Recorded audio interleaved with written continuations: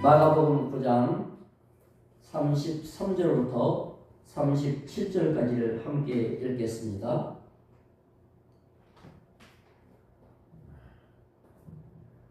마가복음 9장 33절부터 37절까지입니다. 33절부터 시작. 가버나움에 이르러 집에 계실새 제자들에게 물으시되 너희가 길에서 서로 토론하는 것이 무엇이냐 하시되 그들이 잠잠하니 이는 길에서 서로 누가 크냐 하고 쟁론하였습니다.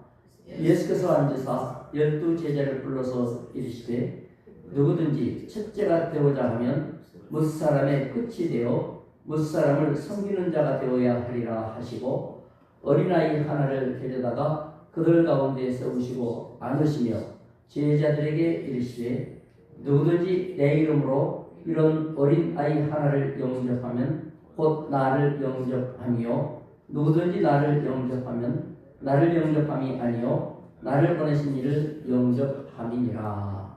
아멘. 누가 크냐? 누가 위대하냐? 첫째가 누구면 둘째가 누구냐? 제자들이 갑자기 관심에 으뜸이 누구냐로 이제 몰렸어요. 주님이 이제 가버나움에서 제자들에게 집에서 물어보셨다고 했죠. 도대체 오다가 무슨 얘기를 그렇게 논쟁을 한 것이냐? 이렇게 한 거예요. 34절에는 쟁론하였습니다. 쟁자는 다툴 쟁자예요. 논할 논. 그러니까 의견이 안 맞아서 언성이 높아지고 얼굴이 붉어지고 그랬다는 거죠. 뭐 때문에 그랬냐? 제자 중에 누가 우두머리고 그 다음에 누가 목이고 입이냐 뭐 이런 거예요. 그러니까 주님이 한심하게 생각한 거죠. 서열 이야기입니다. 권력 지향에 대한 내용입니다. 이거는 쟁론이라는 다투갖고 싸워 올라간다 뭐 이런 얘기인데 가장 좋은 게 추대죠. 추대. 그리고 이제 두 번째 좋은 게 선출이죠. 선출. 추대는 뭐예요? 다 그렇게 원해서 그 자리에 가는 거예요. 선출은 뭐예요?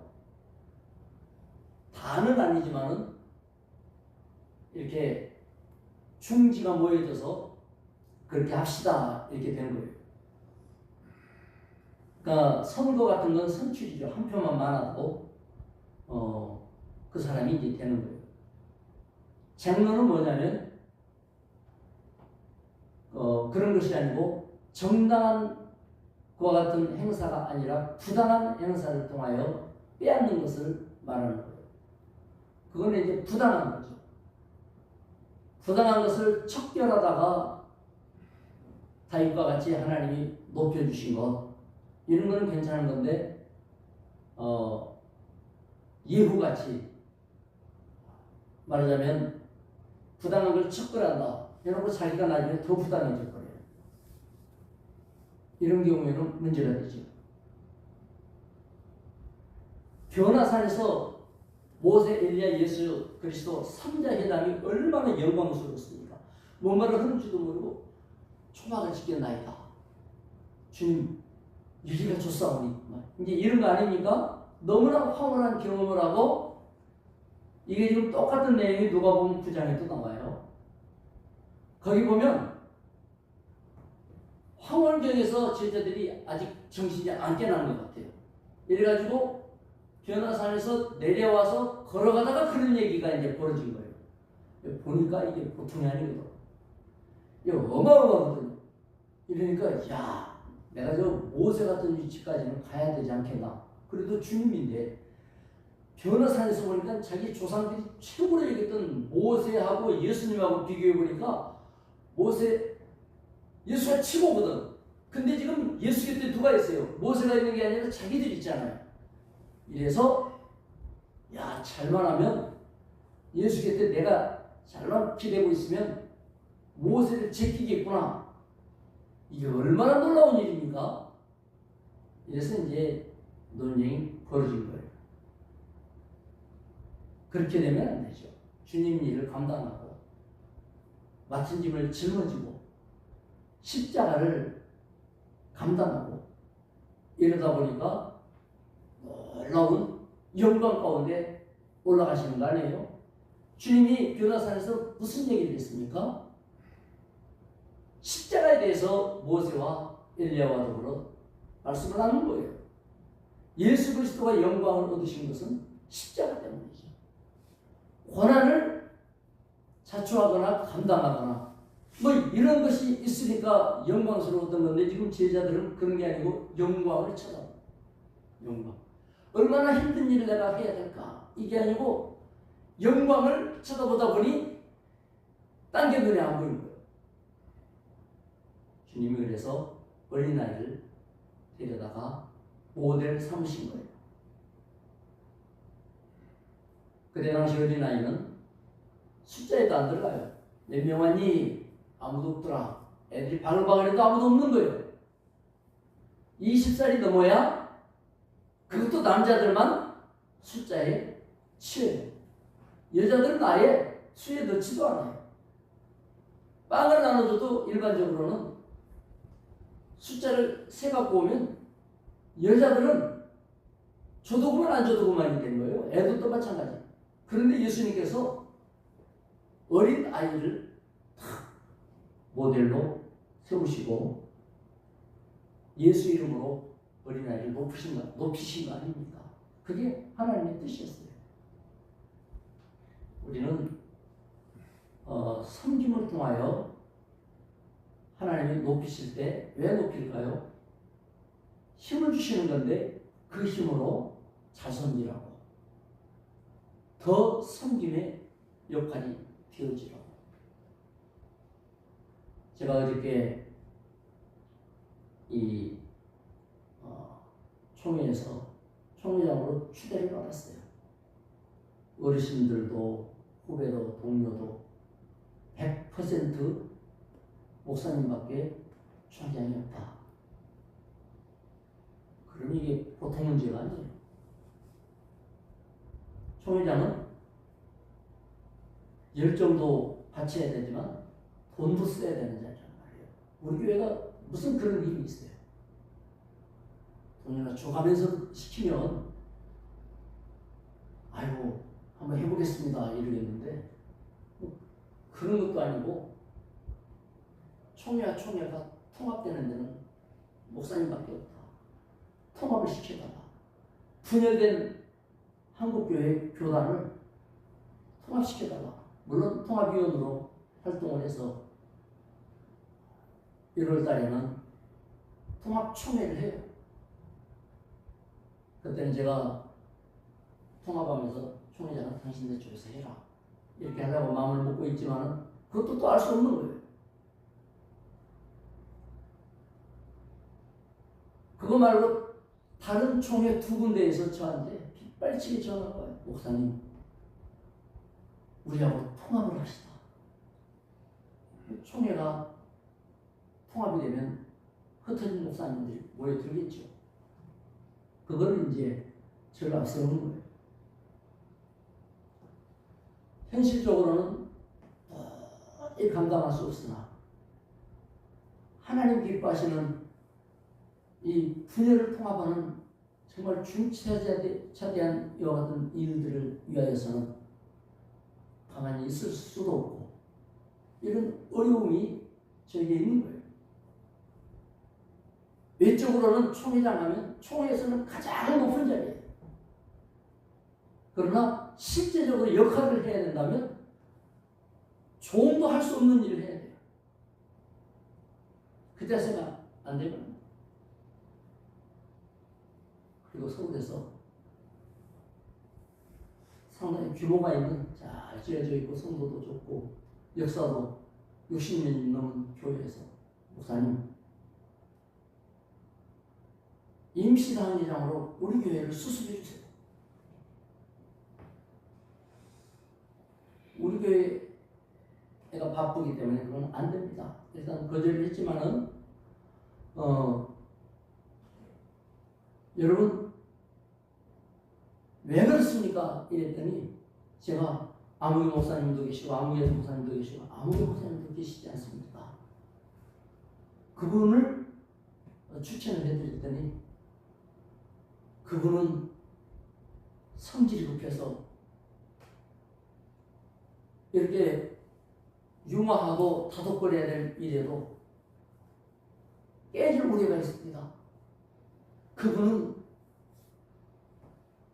영성이나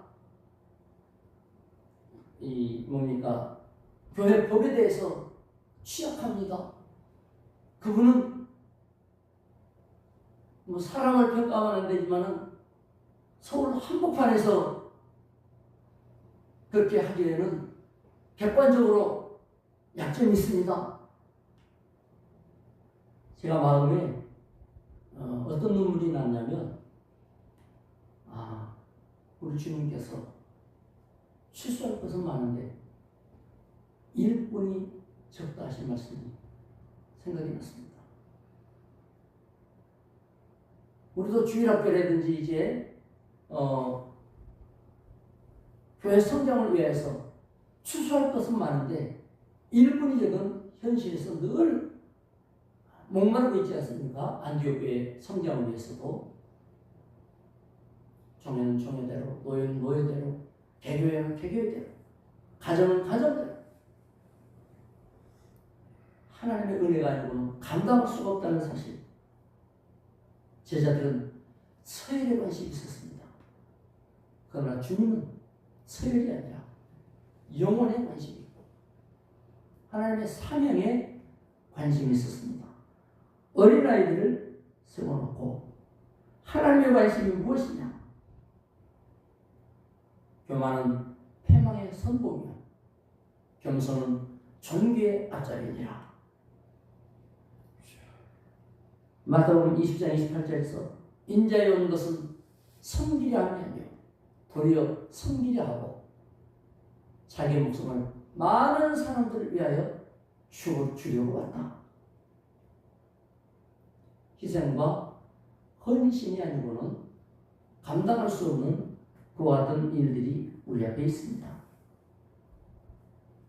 어떤 건 크고 어떤 건 작습니다. 그러나 하나님의 일이라고 하면 크든 작든 기본이 뭐냐? 낮아지지 않고는 이루어지지 않는다.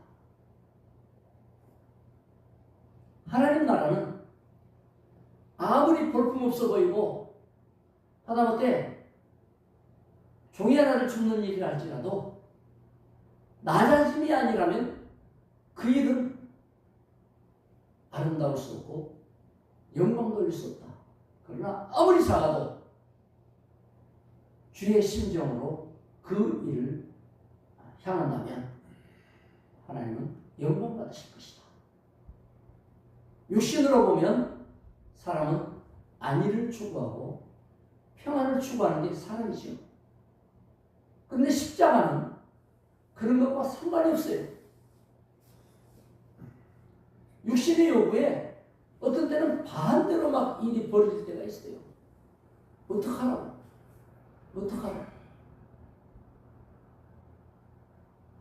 내 상황과 정반대로 일이 막 돌아갈 때 어떡하라고 할 때 첫째가 뭐냐면 십자가 지자. 주님 쳐다보면서 흉내라도 내보자. 주님 같았으면 이때 어떻게 했을까? 이제 이런 이야기죠. 오늘도 우리 앞에 많은 짐들이 있어요. 그런데 어떤 짐은 무겁기만 하고 하나님의 영광에 손해를 끼치고 저해가 되는 짐들도 있고, 어떤 짐은 내 생명을 바쳐서라도 그야말로 세워지고 온전히 해야 되겠다. 이런 짐들이 있어요. 생각만 바뀌어도 하나님이 우리에게 영을 치료하고 육을 치료하고 경제를 치료하고 관계를 치료하는 일들이 시작될 되는 겁니다. 갈등과 방황이 없는 사람이 많고 고통과 시련 중에 있는 사람이 많습니다. 그들이 어린 아이로 돌아가면 성령이 역사할 겁니다. 어린아이는 첫째, 의존적입니다. 어릴수록 의존적이에요. 하나님이 아니고는 안 됩니다. 주님이 아니고는 안 됩니다. 의존성이에요. 그리고 의존성이라고 하는 것은 생존이 의존한 그에 의해서 내가 결정이 되는 것이고, 죽고 사는 건 하나님에 의해서 되는 겁니다. 이게 의존성이죠. 그리고 순종. 어린아이는 안 돼, 하지마 할 때 어른보다 훨씬 순종적입니다. 하나님께 순종적인 것. 그리고 어린아이는 수용적입니다. 순종적이라는 건 수용적이다. 받아들여요. 그래서 엄마가 주는 건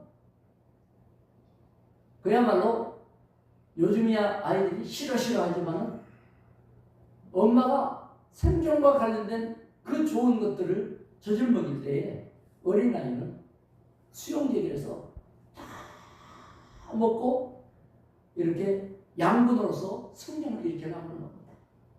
하나님의 말씀을 들을 때 수용이 되고 그것이 소화가 되고, 그리고 가르치면 수용적입니다. 제가 시험년한테 물어봤습니다.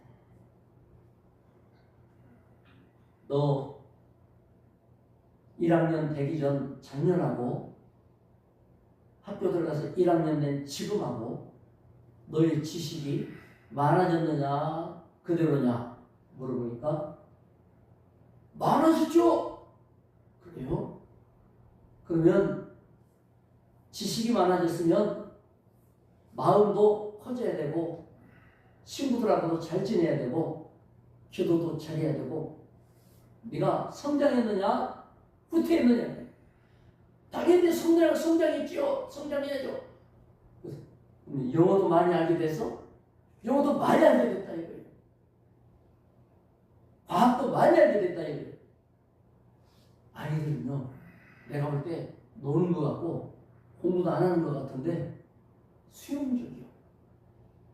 여러분이 하나님 앞에 나올 때마다 은혜가 계속 흡수되기를 축원합니다. 성령의 역사가 나타나서 하나님이 여러분들을 바라보고 제자들을 향하여서 제발 좀 어린애가 좀 되라 이렇게 주님이 하시는 것이 아니라, 그래 하늘의 천국에서 너는 높은 자가 되리라 이렇게 말씀하시는, 그야말로 바울 사도와 같이 마지막 날까지 충성을 다하는 축복된 여러분이 되시기를 축원합니다. 기도하겠습니다. 하나님 아버지, 우리에게는 원치 아니하는 많은 짐들이 있습니다. 그런데 따져놓고 보면 우리 주님의 명령이거나 영광을 주님이 받으시거나 또 십자가를 지우시거나 영적으로 보아야 될 일들 가운데 우리는 우리의 입장 때문에 많은 어려움을 겪고 갈등을 했습니다. 제자들은 높아지려고 싸움을 하고 제자들은 쟁론을 하였으나 우리 주님은 어린 아이의 좋은 모습을 말씀하면서 믿음의 선한 모습, 아름다운 모습으로 겸손하라고 말씀하십니다. 수용하라고 말씀하십니다. 하나님만 의지하라고 말씀하십니다. 주여, 하나님만 바라보고 우리 주님 그 손길을 붙잡기 원합니다. 오늘도 사랑하는 자들을 고쳐주시옵소서. 이번에 있는 박명희 권사님을 고쳐주시옵소서. 주님 기쁜 마음으로 뛰어 주님 태어날 수 있도록 하나님께서 고쳐주시옵소서. 우리 성도들의 심령과 영혼과 가정과 경제와 건강을 고쳐주시고 깨끗게 하시고 지켜주시고 풍성케 하시며 하나님 강건케 도와 주시옵소서. 오늘도 함께 하시기를 원하며 예수님의 이름으로 기도드리옵나이다. 아멘. 각자 읽으시기 바랍니다.